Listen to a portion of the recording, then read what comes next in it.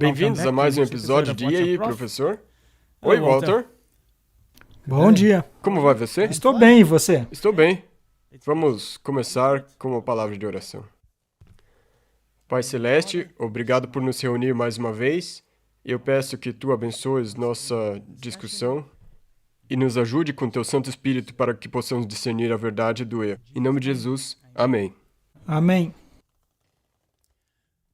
Antes de iniciarmos, gostaria de dizer aos nossos espectadores, pois alguns sentem que as informações são de natureza muito negativa.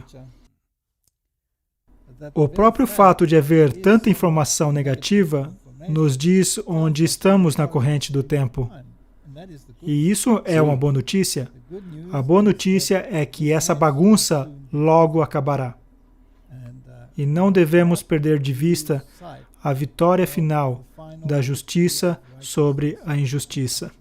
Sim, absolutamente.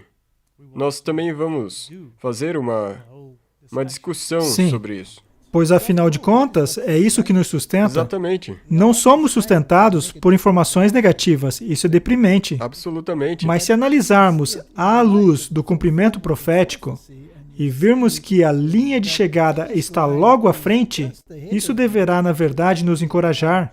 Em outras palavras, quanto mais informações negativas houver, mais perto estamos do fim. Sim, esse é o ponto de vista que você tem que ter todo o tempo. Então, quando você olha, quando você lê o jornal, quando você navega por todas essas coisas negativas por aí, você tem que colocar nessa perspectiva profética. E você sabe onde isso vai levar. Sim. E é isso que eu acho que nós estamos tentando fazer durante essa série inteira. É como já inteira. falamos, reclame as promessas. Reclame as promessas. Exatamente. Nós sabemos onde isso está indo. Não temos um Deus desconectado que não está no controle, pois Ele previu todas essas coisas. Portanto, está totalmente no controle.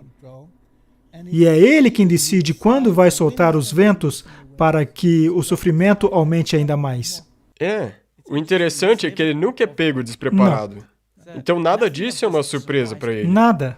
Ele já nos disse isso Exatamente. antes. Nós apenas temos que encaixar isso no quebra-cabeça e ver, porque nós já sabemos onde isso vai levar. Então hoje vamos discutir algumas das perguntas de novo para poder... Acho que deveríamos dizer que recebemos inúmeras perguntas que, na verdade, é impossível para nós responder a todas realmente. elas. Eu passo boas horas todos os dias respondendo a perguntas. E é uma tarefa sem fim, pois... Se temos centenas de perguntas e cada uma exige um parágrafo que seja, ou talvez uma página, é como se eu escrevesse um livro por dia em minha vida, o que é impossível. Sim, e por isso nós também gostaríamos de encorajar que as pessoas olhem os links que nós disponibilizamos, olhem os vídeos no site, e também tem muitas outras informações no site. Sim, logo abaixo dessa seção de informação sobre a descrição da série ou palestra, clique ali e terá todos os links à disposição. Isso deve ajudar as pessoas. Sim, e é isso que nós fazemos. E de vez em quando nós tomamos tempo para fazer E aí, professor, de perguntas e respostas. Sim. Sim, e muitas respostas a muitas dessas perguntas estão na página da internet, na seção de perguntas e respostas. Se estiverem ali, não vamos analisá-lo por aqui. Nós não vamos entrar nessas questões. Ok, então comecemos com a primeira pergunta. Por que a versão King James da Bíblia original de 1611 tem os livros apócrifos? A Igreja Católica Romana declarou canônicos os livros apócrifos. Isso significa que eram parte do cânon, parte da Bíblia, mas sejamos bem francos. Todos os livros apócrifos foram acrescentados séculos depois do fechamento do cânon. Então, são adições. Ora, alguns dos livros apócrifos, como Macabeus, por exemplo, são registros históricos. E não há nada de errado com registros históricos. Tipo, é como pegar uma enciclopédia. Sim. Mas isso não quer dizer que são inspirados. Não tem necessidade de colocá-los no cânon. É possível buscar fontes históricas e logo comprová-las com a Bíblia. Então, eles o incluíram. mas há muitos livros apócrifos que sustentam suas doutrinas, a veneração dos mortos, a veneração de relíquias, e todas essas coisas totalmente em desarmonia com o que as Escrituras têm a dizer. E devemos nos lembrar que todos os primeiros reformadores foram católicos romanos e sacerdotes católicos romanos. E a verdade é progressiva. Então, os originais estavam com eles, pois sempre estiveram lá. Mas então perceberam, opa, espere um pouco, isso aqui contradiz os claros ensinos da Bíblia. E perceberam que não eram canônicos e os retiraram. E Roma reclamou amargamente e declarou ser anátema qualquer um que não os considere canônico. Porque adorar o melhor de seus bens, expulsar demônios com vesícula biliar de um peixe e todo tipo de coisas ridículas que são contrárias às Escrituras, estão escritos nesses apócrifos. Então, à medida que os reformadores se desenvolveram em entendimento e em doutrina, perceberam que tais livros não tinham lugar na Bíblia e os retiraram. Ok, obrigado. Ok, a próxima pessoa fez algumas perguntas. O que a Bíblia e o Espírito de Profecia dizem sobre? Pode uma mulher usar cabelo trançado, seja ele natural ou artificial? Pode uma mulher usar calças? São batidas ou percussão permitidas para fazer música de adoração? Ok, temos um punhado aqui. E perguntas muito delicadas para muitas pessoas. Minha esposa, na verdade, escreveu um artigo sobre vestuário. Você pode colocar um link aí. E as pessoas podem olhar e não temos que entrar em todos os detalhes, se a calça é permitida ou não. A questão é, não haverá traje de homem na mulher. A questão é o que realmente quer dizer traje de homem. Então, leia esse artigo. Veja se você concorda ou não. Há muita latitude quanto a como as pessoas interpretam essas coisas. A mulher tem permissão de ter cabelo trançado, quer natural ou artificial? Qual era o problema? Essa sempre foi a pergunta. Qual era a questão que Deus estava tratando? Estava ele tratando do fato de que algumas mulheres têm cabelos trançados, digamos, cabelo natural. O que elas deveriam fazer? Raspá-lo? Em outros lugares, diz que as mulheres não deviam raspar o cabelo, pois isso tinha a ver com a adoração pagã, onde isso era um costume, como é hoje no mundo ainda. Sim. Muitos sistemas religiosos têm essa ideologia de que a cabeça deve ser raspada, até no catolicismo e em outras religiões do mundo. Então, qual era a questão? A questão era o orgulho. As mulheres de Sião eram orgulhosas, cheias de si. Em outras palavras, mal podiam esperar para estar em frente a um espelho e trançar seus cabelos. Qual foi o método por detrás disso? Sim. Por que elas desejaram Por fazer que isso? queriam fazer isso? E quando começavam a ficar orgulhosas, se achando a última bolacha do pacote, balançando a cabeça assim e pensando ser lindas, esse é o problema. O cabelo natural trançado não tem nada. Até o cabelo trançado que não tem nada a ver com orgulho, digamos que você tem uma ocasião muito especial, um casamento, por exemplo, você deveria se parecer com um pato que acaba de sair da água? Não. Não tem nada a ver com isso. Tem a ver com orgulho. Então, ela estava tratando do orgulho. Nada além disso. A última pergunta é sobre a bateria. Toda música tem ritmo. Tem melodia. E tem harmonia. E o nível mais elevado da música é a harmonia. Também tem a letra. E tudo isso se une para formar uma canção. Ora, uma batida pode ser usada de maneira apropriada ou inapropriada. As chances de ser usada inapropriadamente aumentam, especialmente em certas sociedades, onde isso é comum. E a batida era usada tradicionalmente para ativar o Lao, os deuses inferiores. Em outras palavras, era usada na adoração pagã para criar um estado de consciência. Então a batida é um problema, especialmente no que se refere à batida sincopada. Dá para usar a batida sem tambores. É possível inserir uma batida na canção que você está tocando com seu instrumento, e isso estabelece o ritmo. Mas, ao usar tambores para acentuá-lo, corre-se o risco de ir numa direção contrária.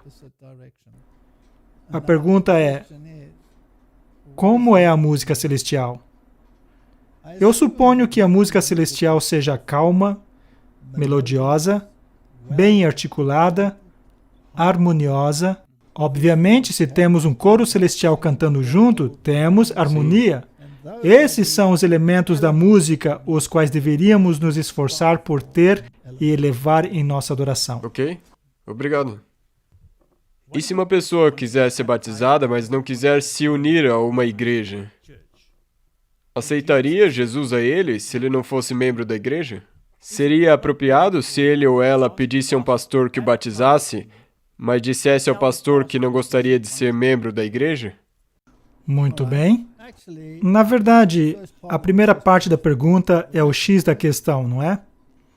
Então, se uma pessoa quiser se batizar, mas não quiser se unir a uma igreja organizada, quiser permanecer independente, bem, se alguém se batiza, ele se batiza no corpo de Cristo.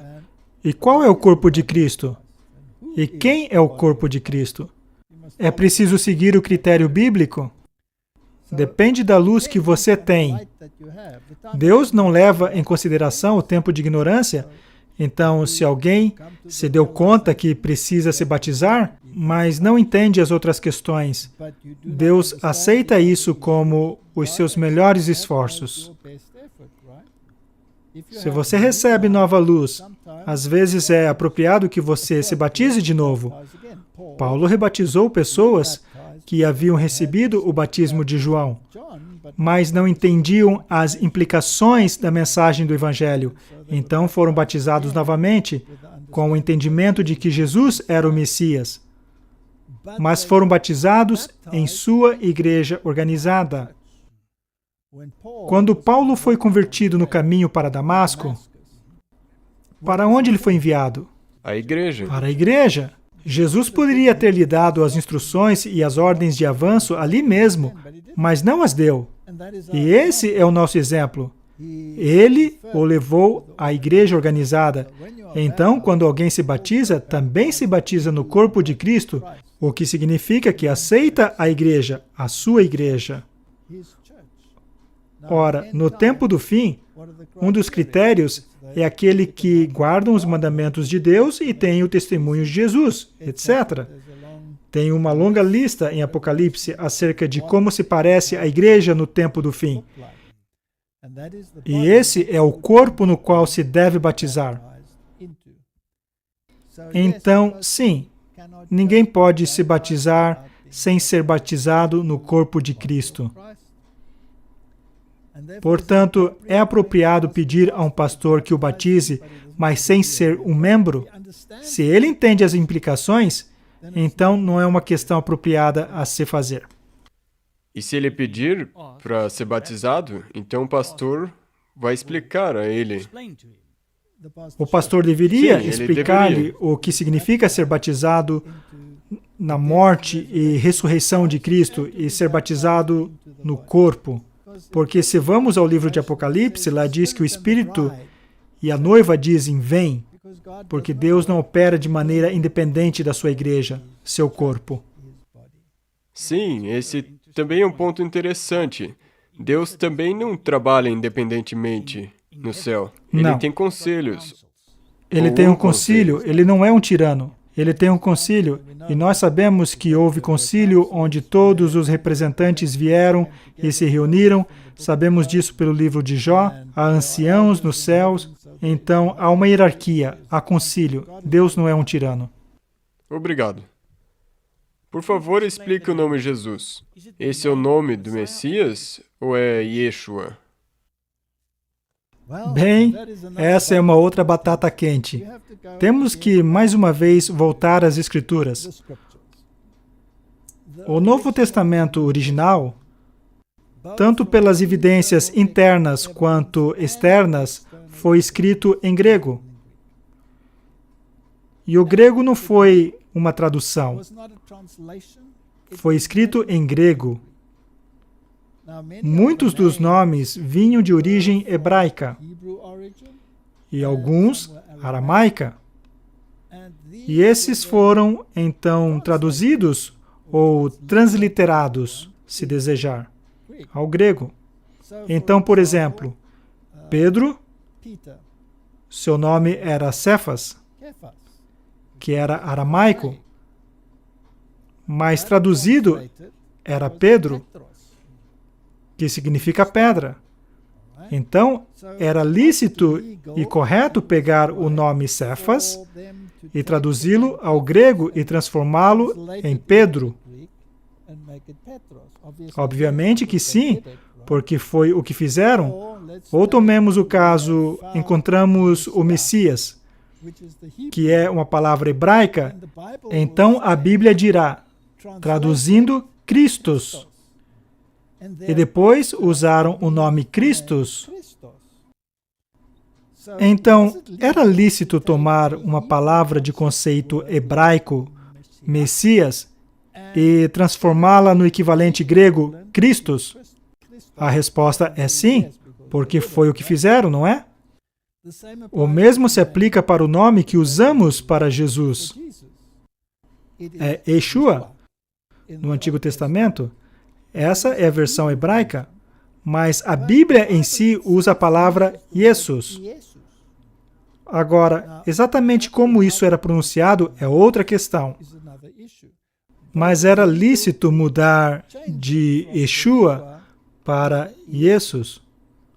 Ora, se usarmos outro idioma, também é possível mudar esse nome? Obviamente que sim. Então, digamos em alemão.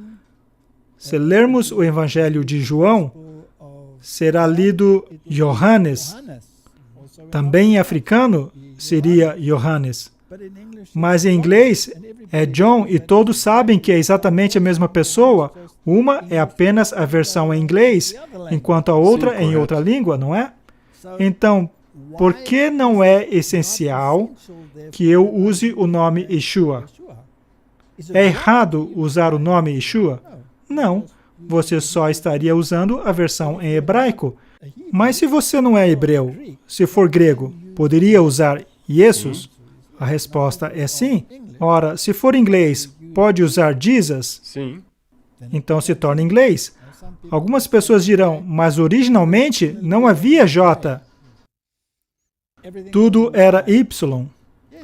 Mas as línguas também avançam. E se voltarmos às Escrituras, onde Jesus fala em aramaico, por exemplo, quando ele estava na cruz e disse, por que me abandonaste? Deus meu, por que me abandonaste? Mas o dialeto que ele usa é diferente do dialeto que se encontra, por exemplo, no livro de Daniel. Então temos uma mudança progressiva e era algo legal para ele, porque ele mesmo fez. Então, quando a língua muda, eles trouxeram a língua J e muitos não ficaram felizes com isso, por causa do som que ele implica.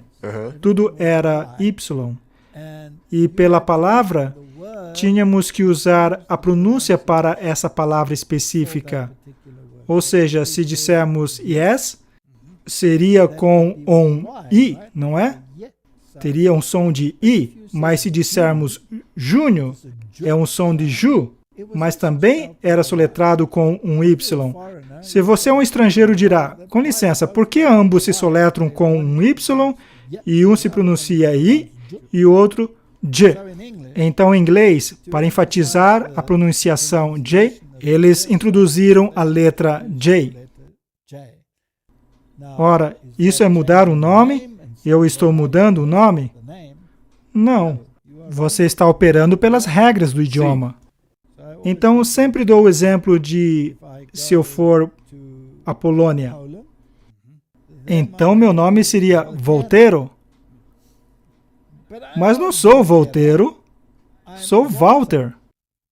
Mas na verdade nem sou Walter, pois sou alemão, na verdade sou Walter.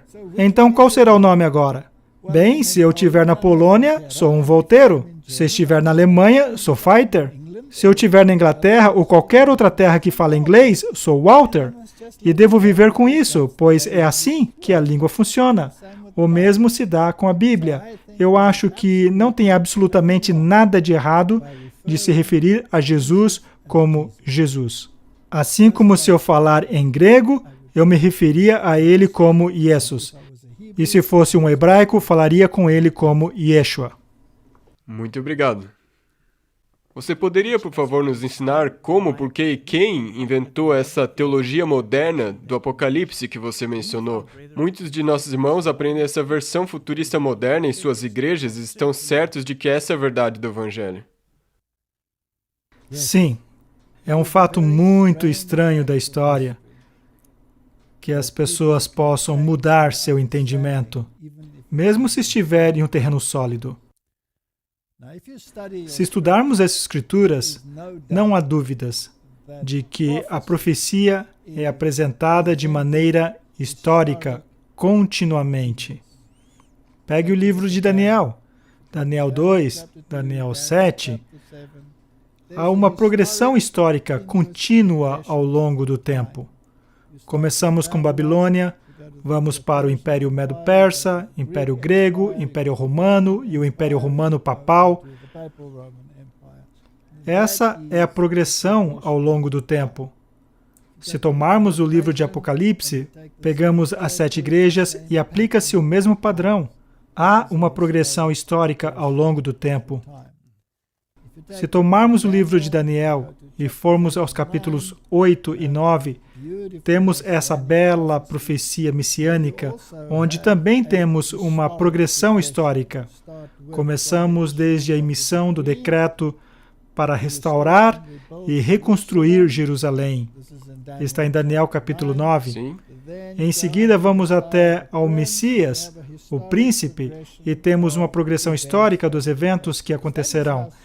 É assim que as Escrituras devem ser interpretadas, e é assim que a exegese costumava interpretá-la dentro do mundo protestante. Então, quando terminaram a natureza do sistema do anticristo, Daniel foi a chave, e Martinho Lutero se referia ao livro de Daniel como um livro que todos deveriam ler, para que tivessem a chave para abrir o restante das profecias e para abrir o livro de Apocalipse. É por isso que Martinho Lutero pegou o livro de Daniel e o traduziu primeiro. Era um contínuo histórico e apontava a progressão e o surgimento do anticristo. E está totalmente claro. Já fizemos um episódio completo sobre isso, não temos que repetir esse assunto. Está totalmente claro que o sistema do anticristo existe desde a queda de Roma até a segunda vinda de Cristo. Agora, eles pegam essas mesmas profecias e a distorcem, retiram-na de seu contexto, lançam uma semana para o futuro, sem qualquer progressão aparente, tornam uma profecia de tempo, onde se usa um dia por um ano como um dia literal, sem nenhuma sustentação bíblica, e chegam a uma ideia futurista, de um anticristo futurista. Ora, de onde vem essa ideia? São ideias da Contra-Reforma, preterismo e futurismo. Os jesuítas, Ocasa e Rivera, criaram esses sistemas que foram, mais adiante, refinados pelo cardeal Bellarmino, outro jesuíta, para tirar o foco da profecia progressiva e da clara descrição de Roma como o anticristo, e lançá-la no futuro, quando a igreja nem se preocupará com ela, pois supostamente já terá sido arrebatada. O que novamente contradiz o próprio sentido das Escrituras. Os hebreus não foram removidos do planeta por um arrebatamento durante as pragas. Esse é o tipo, e o antítipo será o mesmo. Eles não foram removidos da tirania de Faraó, mas sujeitaram-se a ela. Não haverá arrebatamento com somente aqueles que não cumprirem as condições estando sujeito ao anticristo. Não. É preciso ser consistente no que se trata de interpretação da Bíblia. Então, essas teologias modernas vêm da casa jesuíta católico-romana e têm sido infiltrada nas igrejas, quer direta ou indiretamente. Sim. Então, o mundo todo passou a aceitá-la como a norma. Tudo o que eles têm a fazer é estudar o que os reformadores escreveram. Peguem esse livro, Romanismo e a Reforma, se quiserem saber no que criam os reformadores, ou estudem o que Martinho Lutero disse sobre a questão. Peguem o livro Conversas à Mesa e leiam-no novamente. Houve uma guerra contra aquele livro por um motivo, e houve pena de morte para qualquer um que o tivesse. Então deve ser um livro excelente de se ler, não é? Estudem o que os reformadores criam e não serão enganados por esse absurdo chamado futurismo e interpretação profética que viola toda a regra da Bíblia. Sim. E também nós, no episódio 33, mostramos como Jonathan Cahn e essas pessoas que estavam lá no National Mall tinham essa mesma visão futurística. Isso não é bíblico. Obrigado. Próxima pergunta. Por favor, aborde a crença uma vez salvo, sempre salvo, que é tão popular no YouTube.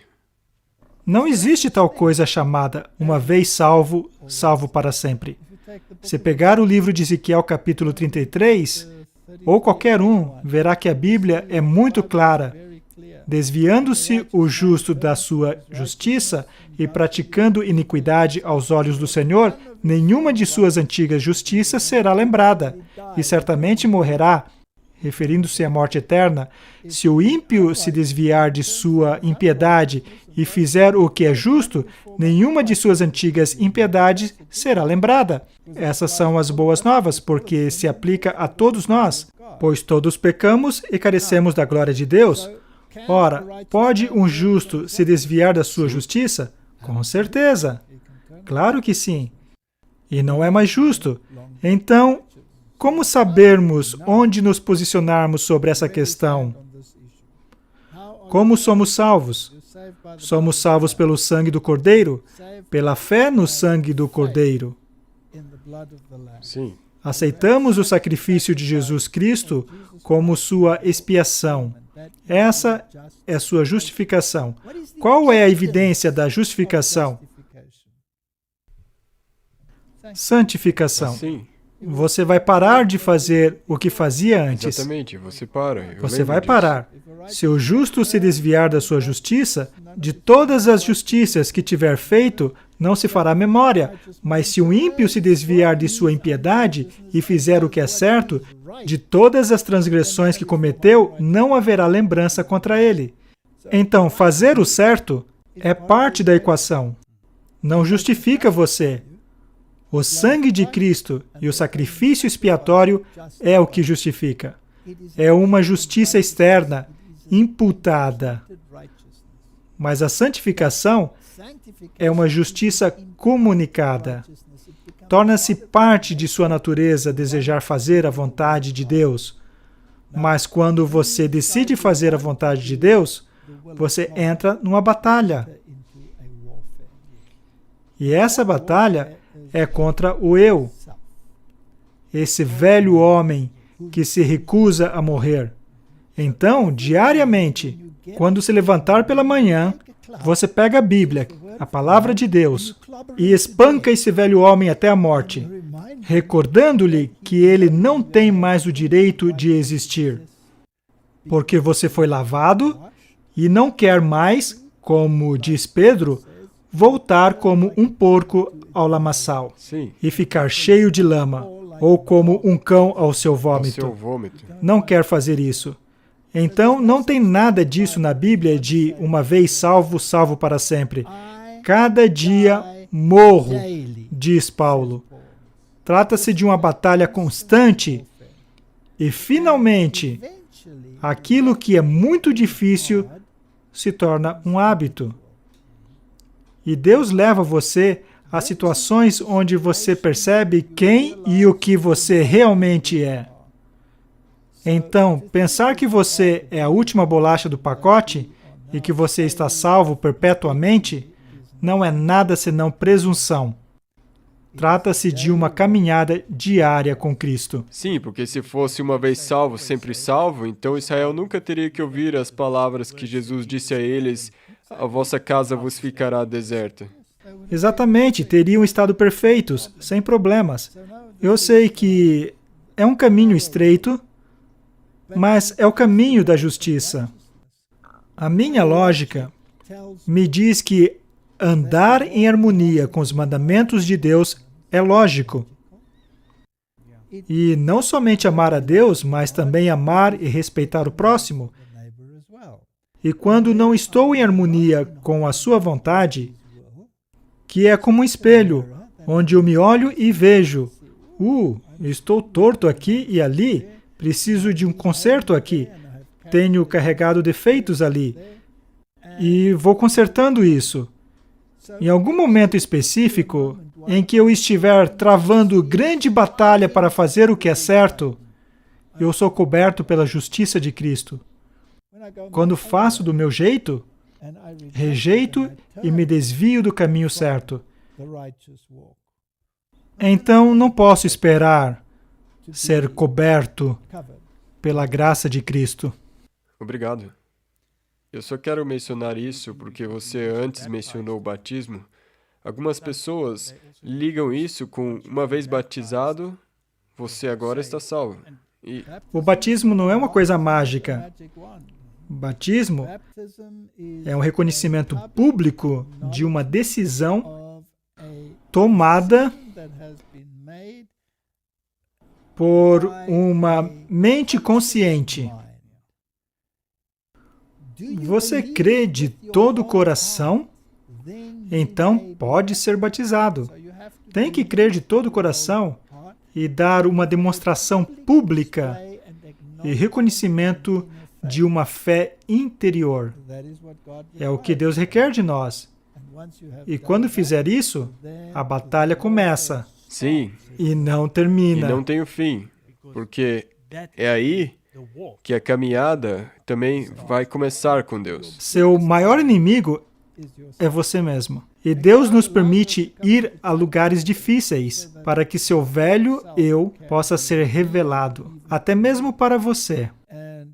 Você também pode ter pessoas amáveis que lhe recordarão os seus defeitos, para que você possa tentar lutar sozinho contra ele, ou pensar duas vezes e dizer: ok, preciso mudar, Senhor. Me ajude a fazer isso. Amém. Ok, próxima pergunta. O que teria acontecido se Adão e Eva nunca tivessem pecado? Essa é uma pergunta muito complexa.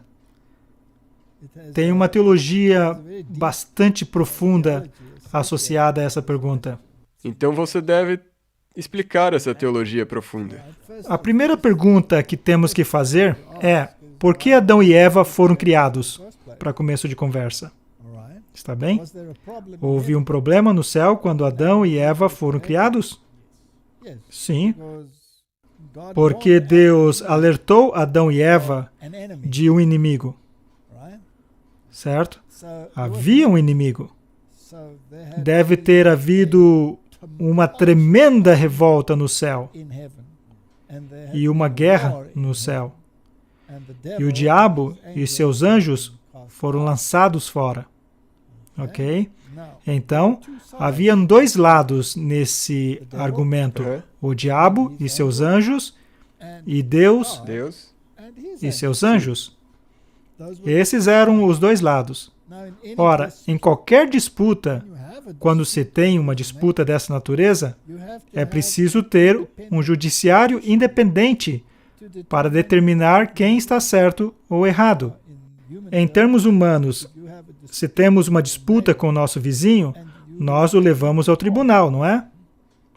E se a disputa se torna grande o suficiente a ponto de não poder solucioná-la, então Temos que estar de acordo com o que o judiciário independente vai reger. Ora, se escolhermos um júri, por exemplo, o júri não poderá estar relacionado a você. Não vai poder escolher seu pai ou sua mãe para estar nesse júri. Isso não seria muito... Nem seu tio, seu irmão, sua irmã, seu melhor amigo. Tem que ser um judiciário independente. Aqui temos um problema. Não havia judiciário independente. Havia Deus e seus anjos, e o diabo e seus anjos. Agora, quem está certo nessa disputa? Ora, Deus, sendo Deus, era o único que podia solucionar esse problema. Então, a fim de solucionar esse problema, ele criou uma nova ordem de seres que não havia sido parte nem parcializado com essa disputa. E como em qualquer júri, ou caso legal, ambos os lados podem ser representados ou apresentar seus argumentos em favor disso ou daquilo. Aquele que criou Adão e Eva foi Jesus quem os criou, porque por ele todas as coisas foram feitas e sem ele nada do que foi feito se fez. Então Jesus, como Criador, criou Adão e Eva, e ele os criou diferente de todos os outros. Criou macho e fêmea. Em outras palavras, tinha a capacidade de gerar vida. Assim como Deus tinha a capacidade de gerar vida. E os deu um mini-cosmo independente. E os deu domínio. Em outras palavras, ele preparou um judiciário independente. E eles deveriam ser a chave, a solução para o problema. Eram eles que, em última instância, tinham que dizer qual das duas partes estava certa e qual estava errada. Então Deus teve a primeira oportunidade de apresentar seu caso e explicou-lhes que ele era o Deus Criador e que tinham oportunidade de falar com eles. E os anjos tinham oportunidade de falar com eles. E o outro também recebeu essa oportunidade. Na árvore do conhecimento do bem e do mal, ele apresentou seu caso, mas ele o fez de maneira diferente. Isso já deveria ser um alerta desde o princípio, não é? E ele disse, Deus realmente disse isso? Então ele questionou tudo. Assim como um caso de lei onde temos a parte adversária, o advogado que contra-argumentará falando, você realmente disse isso e aquilo, e se fosse de outra forma? Então, temos esse caso. E o júri independente eram Adão e Eva. Não fizeram parte do conflito no céu. Não existiam ainda. E não havia outra forma de criar um judiciário independente a não ser criá-lo. Então Deus teve que criá-lo, pois o diabo não podia criar. Ele não tem capacidade para isso. Então Adão e Eva não foram uma reflexão tardia. Não. Foram a solução para o problema. Ora, tivesse eles feito o que foram solicitados a fazer, tivessem investigado a questão e tomado tempo para estudar o caso do argumento de um versus o argumento do outro, o outro dizia, esse Deus com quem você fala está lhe privando de coisas. Isso é mentira, ele é um mentiroso. Ele disse mesmo que você não deveria tocar nisso. Olhe para mim, estou tocando e não me acontece nada. Olhe para mim. Você diz que não é bom como alimento? Vou lhe dar uma amostra. Vou comer um pedaço e veja o que consigo fazer. Sou apenas uma serpente e consigo até falar. Isso é muito bom. A propósito, ele está retendo coisas de vocês. Vocês serão como Deus. E o resto é história. Eles escolheram o lado e então sofreram as consequências. Sim. Que é uma coisa lógica, não é? E então temos um planeta em rebelião. Mas isso não terminou por aí, porque Deus, mesmo nessa situação, ofereceu sua ajuda e um escape, prometendo-lhes um Messias. E, em certo sentido, o homem ainda é um sistema judiciário para determinar quem está certo e quem está errado nesse argumento de uma geração a outra. E nossa geração agora tem a oportunidade de julgar entre o que Deus diz, aqui está, e está bem claro, e podemos questionar muitas das coisas que aconteceram nas descrições desse livro. E podemos ler os livros ocultos e podemos descobrir qual é o outro lado da história. Então, ainda somos um judiciário. Foi uma introdução longa. Não, tudo bem. Mas o que teria acontecido se Adão e Eva não tivessem pecado? Bem, então o júri teria se sentado e dado o seu veredito. E o diabo e seus anjos teriam estado sujeitos a esse veredito. Correto. E se o salário do pecado é a morte, como proclamou Deus, e Adão e Eva, como um judiciário independente, tivesse chegado à conclusão de que a única forma de lidar com isso é pelo juízo executivo, uma vez que o salário do pecado é a morte, então o diabo e seus anjos teriam sido eliminados e teria havido paz e harmonia no universo. E é nessa direção que estamos indo.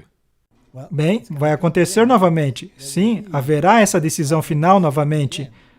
Não sabeis que julgareis os anjos? A Bíblia diz isso? Sim. Então, novamente, haverá um sistema judiciário. E a humanidade estará bem envolvida. Porque o livro de Apocalipse nos diz que o juízo foi dado aos santos. Então Deus, como juiz, deu o juízo aos santos. Eles analisam os livros e determinam se esse juízo é justo ou não, que é o que o judiciário faz. E dirão, justos e verdadeiros são os teus juízos, e digno é o Cordeiro. Essa será a decisão final, e então haverá uma destruição do diabo, e de seus anjos, e dos ímpios. E o universo será purificado de toda a injustiça. É claro que dá para levar esse argumento ainda mais adiante, porque houve outra oportunidade. Deus escolheu um povo, os israelitas, e levou-os em conexão consigo mesmo. E deu-lhes bons juízos, e disse-lhes seu lado da história. E explicou-lhes no Monte Sinai sua lei, e explicou-lhes em grande detalhe porque era essencial que a humanidade fosse sujeita a essa lei. Não é? Então Deus apresentou seu caso. Também havia as nações pagãs ao redor, que representaram o outro caso. O que eles escolheram? Infelizmente, o outro lado. Não fizeram escolhas melhores que Adão e Eva. Não. Então, digamos que, e se teoricamente eles tivessem aceito e não rejeitado Jesus como Messias, então, o que teria acontecido? Ele não teria sido crucificado por eles, não é? Mas o salário do pecado é a morte, e a humanidade tinha pecado, e a humanidade precisava de redenção. E sem derramamento de sangue, não há remissão de pecados. Então o Messias teria que morrer. Mas se seu povo não estivesse disposto a matá-lo, mas aceitá-lo como o justo e o justo regente do universo, então a única história que temos na Bíblia é a de Abraão e Isaque. E Abraão era quem tinha que sacrificar Isaque. E no último instante, Deus estendeu a mão e disse, tenho um substituto para você. Um tipo que serve como o tipo para o grande antítipo, o Messias que virá. e que morrerá em seu lugar. Então eu acho que o Pai teria assumido o papel e teria sacrificado o Filho. E o Filho, tendo vida em si mesmo, teria sido ressuscitado dos mortos. E não teríamos tido esse drama terrível que tivemos. E a nação de Israel teria se tornado o reino de Deus, e qualquer um que não quisesse pertencer a ela sofreria as mesmas consequências que aqueles que recusassem, e teria solucionado o problema.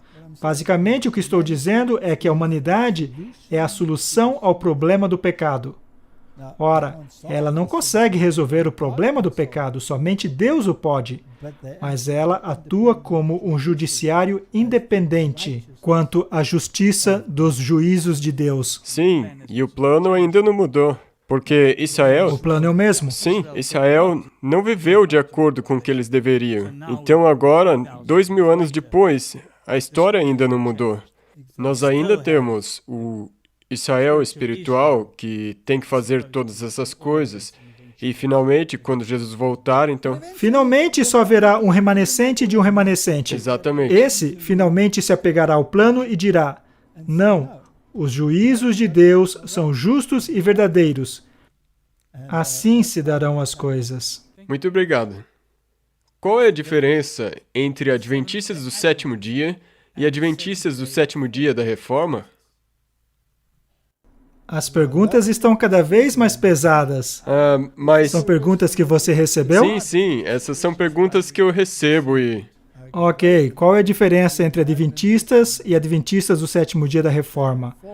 Bem, originalmente, são uma igreja que surgiu do grande desapontamento do movimento millerita, que, por fim, se tornou a igreja adventista do sétimo dia, que percebeu que os mandamentos de Deus ainda estavam válidos e que Cristo, de fato, viria, mas que não havia compreendido o elemento da mensagem do santuário.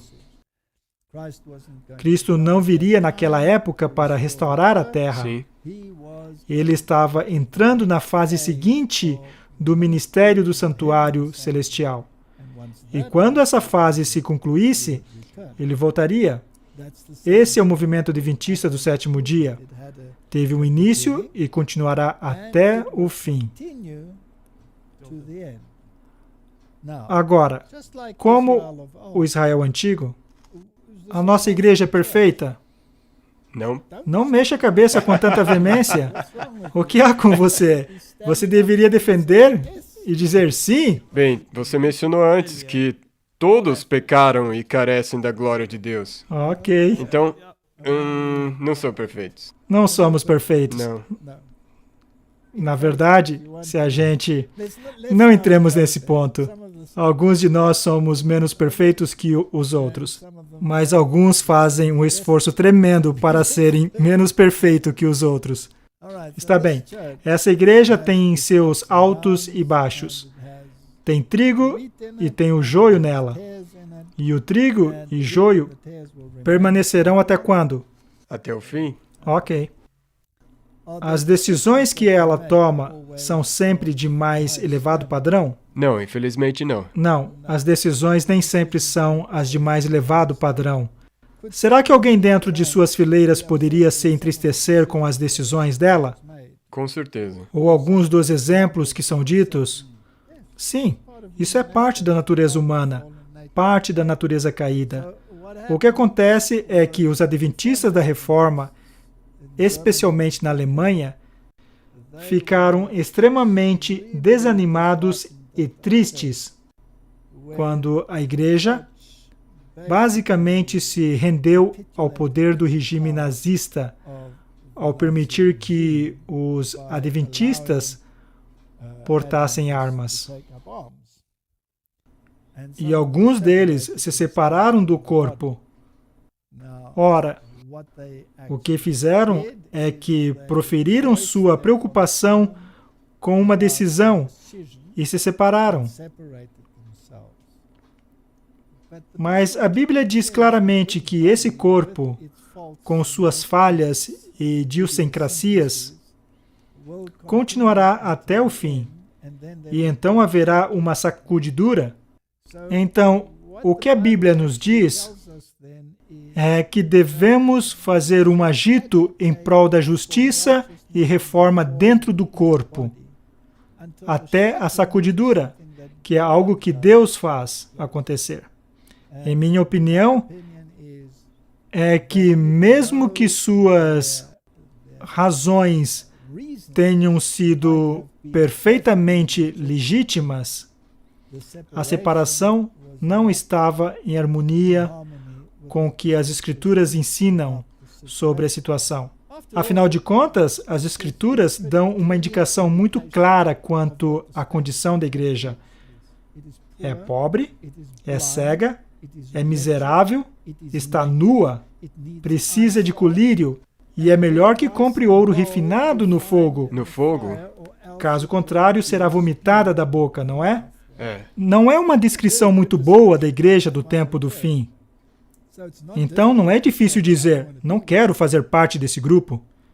Bem, se olharmos para Daniel, ele fazia parte do grupo, sofreu as consequências, foi preso e levado até Babilônia e colocado sob as condições mais adversas. Foi lançado aos leões, etc. Seus amigos foram lançados na fornalha de fogo. Por quê? Porque ele se posicionou pelo que era certo. E quanto à igreja deles? Não, sim. Não foram eles que causaram isso por suas decisões erradas e sua teimosia?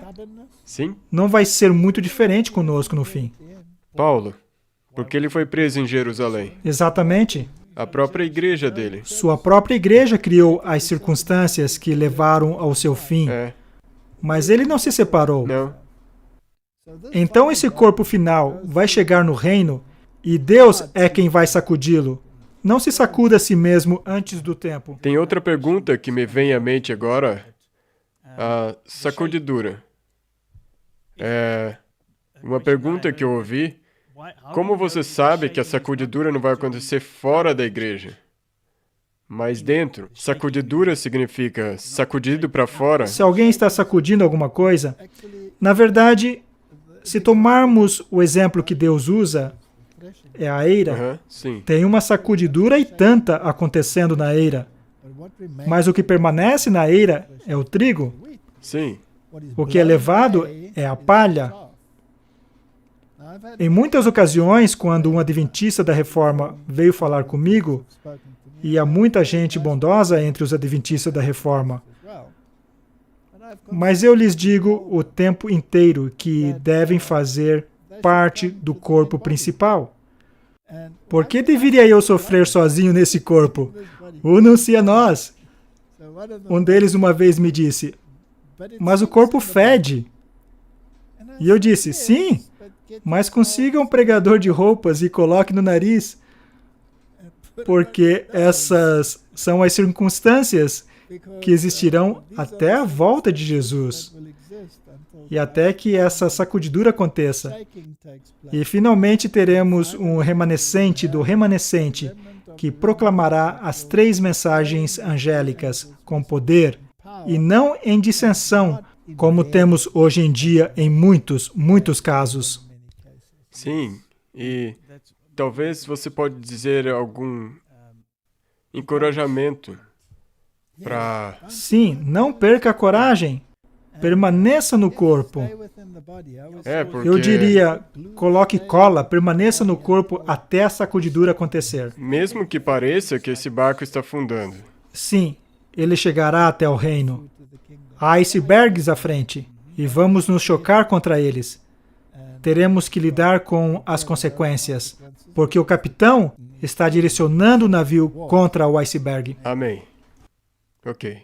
Você pode, por favor, explicar dízimos? Dízimo. O dízimo é algo que vai provocar a natureza caída.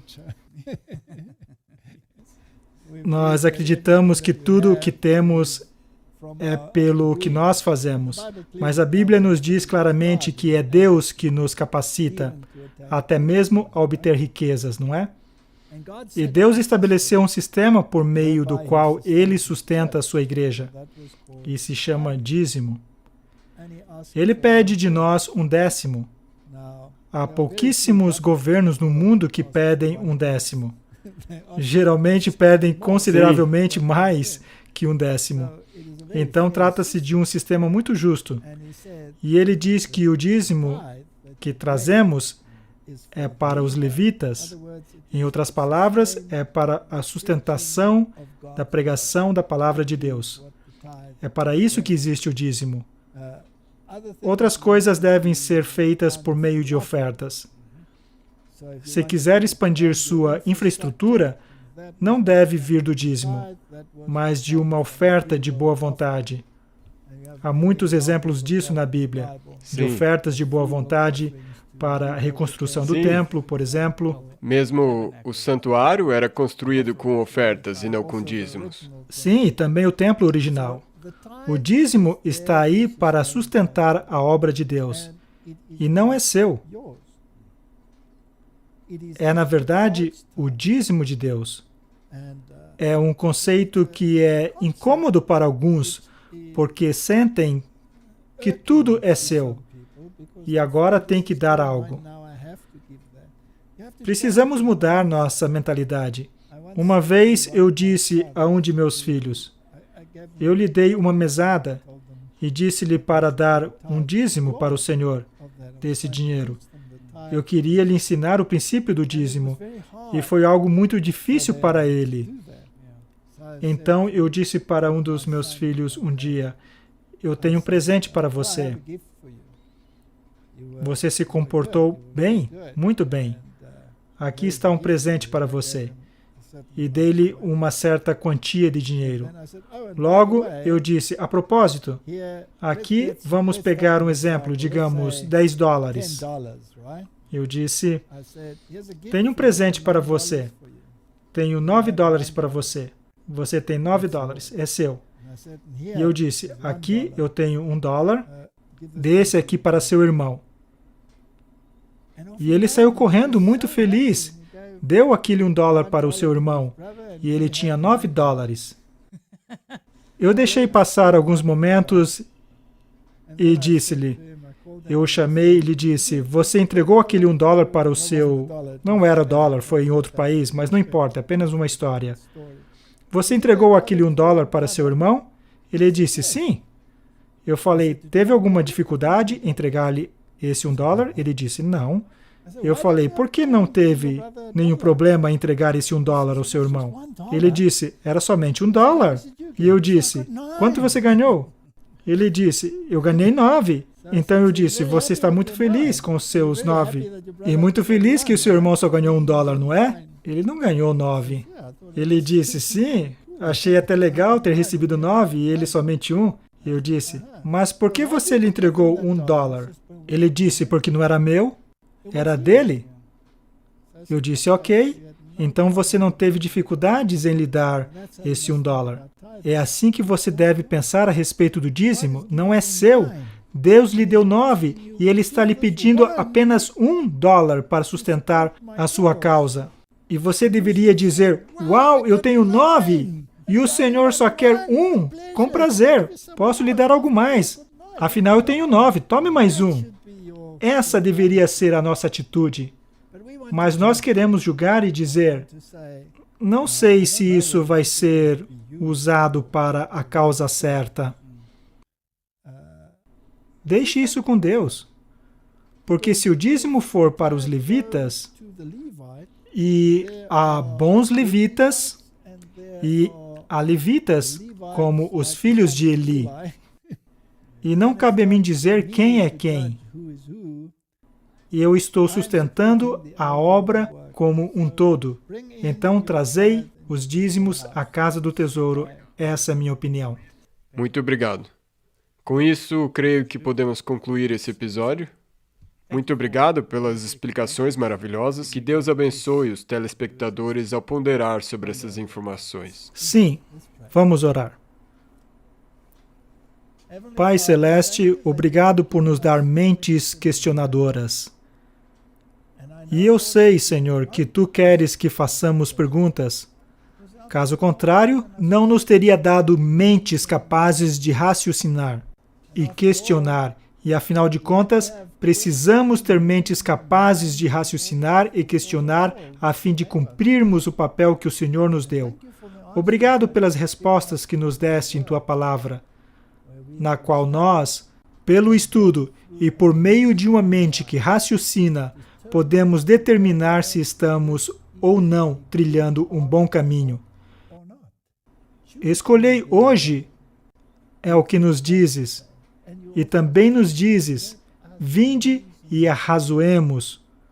Obrigado, Senhor, por não passar por alto nossa capacidade de raciocínio, e obrigado por podermos fazer perguntas, e obrigado ainda mais porque Tua palavra proporciona as respostas. Abençoa-nos ao trilharmos nossa jornada diária contigo e que tomemos decisões diárias quanto ao caminho que desejas que trilhemos. Oramos em nome de Jesus. Amém. Amém. Obrigado por assistir esse vídeo.